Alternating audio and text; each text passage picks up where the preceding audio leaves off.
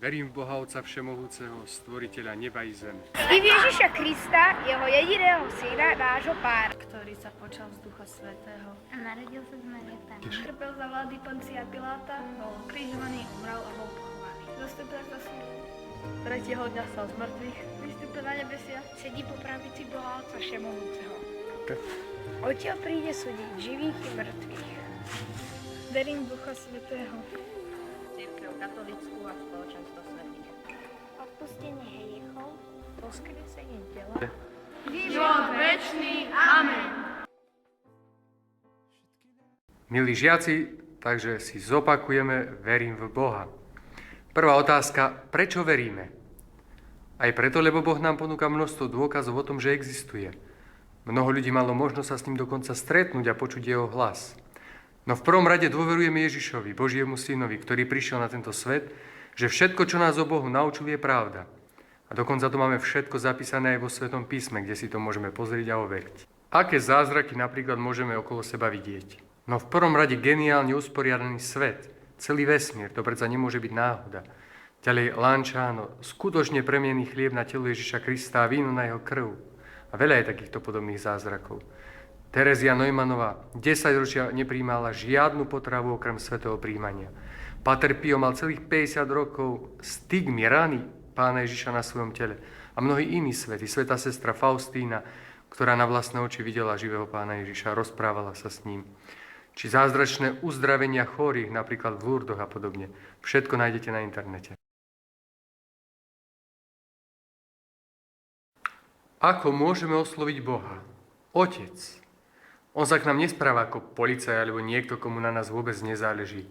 Stará sa o nás ako dobrý otec. A vieme, že dobrý otec musí byť niekedy aj prísny, aby dobre vychoval svoje deti. Ak je teda na nás niekedy Boh prísny, to neznamená, že nás nemá rád. Mohli by ste nám vysvetliť, čo znamená všemohúci? Že môže všetko okrem hriechu.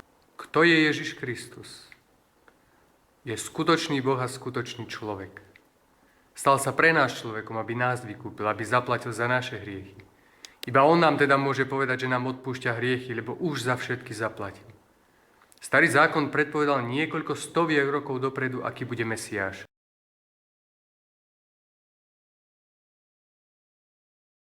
Prečo sa dá uveriť v zmrtvých vstanie? Lebo Ježišovi učeníci sa veľmi báli smrti, ale keď sa stretli so zmrtvých vstalým Ježišom, už sa prestali báť. Uverili, že Ježiš má naozaj veľmi veľkú moc, až takú, že môže aj mŕtvého oživiť.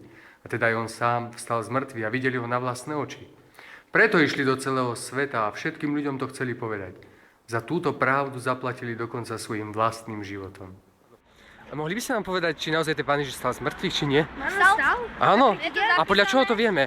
No lebo to povedali podľa Svätého písma. Čo znamená, že Ježiš zostúpil k zosnulým? To smrti Pána Ježiša na kríži bolo nebo zatvorené. Až v momente, keď Ježiš svojou obetou na kríži zaplatil za naše hriechy, nebo sa otvorilo a všetci, ktorí od Adama a Evy čakali na túto chvíľu, mohli vstúpiť do večného života. To je Duch Svätý, tretia božská osoba. Veríme v jedného Boha, ale v troch osobách. Veríme v Otca, v Syna a Ducha Svätého. Čo znamená, že cirkev je katolícka? V preklade to slovo znamená, že je všeobecná a teda je pre všetkých ľudí bez rozdielu. Do cirkvi začíname patriť od krstu. Cirkev nie je spoločenstvo dokonalých ľudí, ale hriešnikov, ktorí sa snažia bojovať so svojimi slabosťami. Kto tvorí spoločenstvo svätých? Všetci svätí v nebi, duše v očistci a ľudia na zemi. Nepatria tam iba duše, ktoré sú už v pekle. Existuje teda aj peklo? No musí existovať. Boh nikoho nechce donútiť prísť k sebe. Ak niekto k Bohu nechce nikdy prísť a neľutuje svoje ťažké hriechy, nemôže prísť do neba. Tam predsa nemôže byť nič zlé. Čo to je odpustenie hriechov? Veríme, že Boh nám odpúšťa naše hriechy, ak ich ľutujeme. Neexistuje žiaden hriech, ktorý by nám Boh nechcel odpustiť, ak ho poprosíme o odpustenie. Jedinečnou príležitosťou, ako sa stretnúť s odpúšťajúcim Bohom, je svätá spoveď. Čo to je vzkriesenie tela? Na konci sveta nám Boh vráti naše telo, samozrejme oveľa lepšie. Aj on si ponechal ľudské telo po svojom zmrtvých vstaní. Učeníci ho mohli vidieť na vlastné oči a dokonca sa ho mohli dotknúť. Za všetkých Spomeňme aspoň Tomáša, ktorý túžil dotknúť sa Ježiša, dotknúť sa jeho rán. A tak naozaj uveril, že Ježiš vstal z mŕtvych.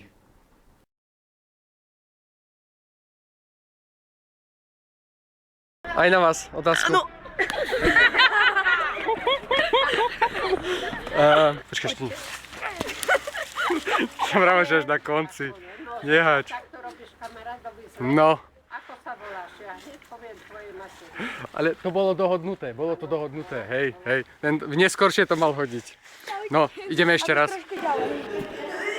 No povedz, mám otázku? Mám otázku! Nie, krajšie, to je škaredé. Mám otázku! No ideš. Ostatní sme ticho. To nič, ja to vystrihnem, poďa. Ako to má byť? Tretieho dňa vstal z mŕtvych. Počkaj, stop, ideme teraz, 3, 4. Tretieho dňa stal z mŕtvych. Sedí po pravici Boha. Zle, vystup. Ešte raz, stop. Dievčatá, vy rozprávate, počuť to. 3, postavte sa. Počkajte, ešte nie. 3, 4, ideš. Tretieho dňa stal z mŕtvych. Odtiaľ príde sedieť živých. Vystúpil na nebesia.